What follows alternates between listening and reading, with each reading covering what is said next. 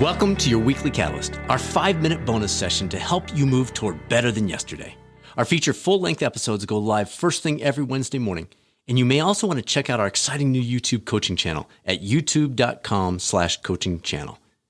Now, how do expectations influence our lives?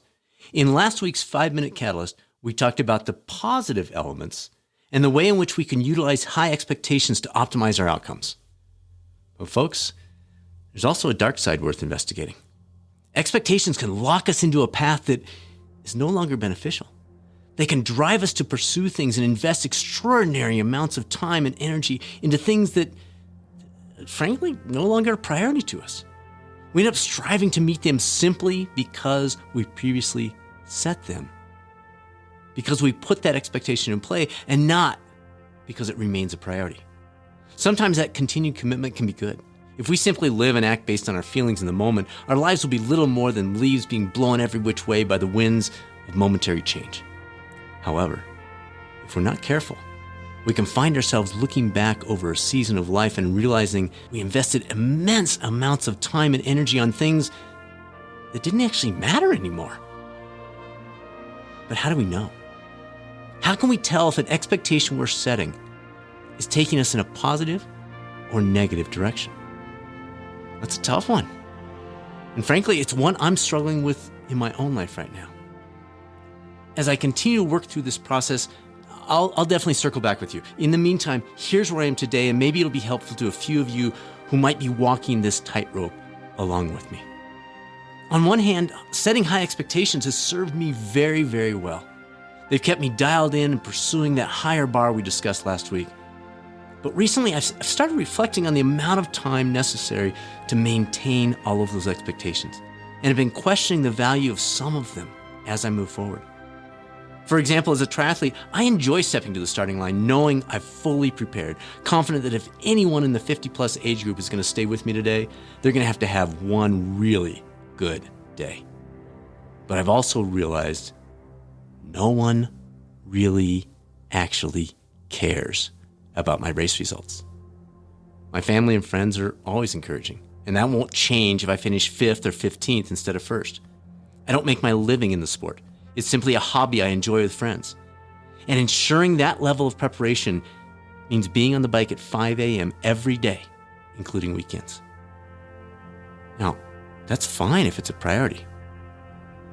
But is it still? Would I rather spend a Saturday morning sitting on the deck or out on a paddleboard with Susanna? Or maybe playing with our dogs? Or maybe just going on a nice, relaxing trail run? You see, that's the key. At least that's where I'm at right now. It's the taking time to reflect on each individual expectation, examining whether the reason it was originally put in place is still applicable. Or am I trying to meet those expectations out of habit rather than because they are still a high priority?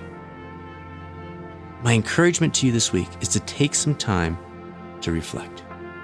Identify one expectation you've previously set in your life and consider, is this still a top priority that deserves this level of commitment?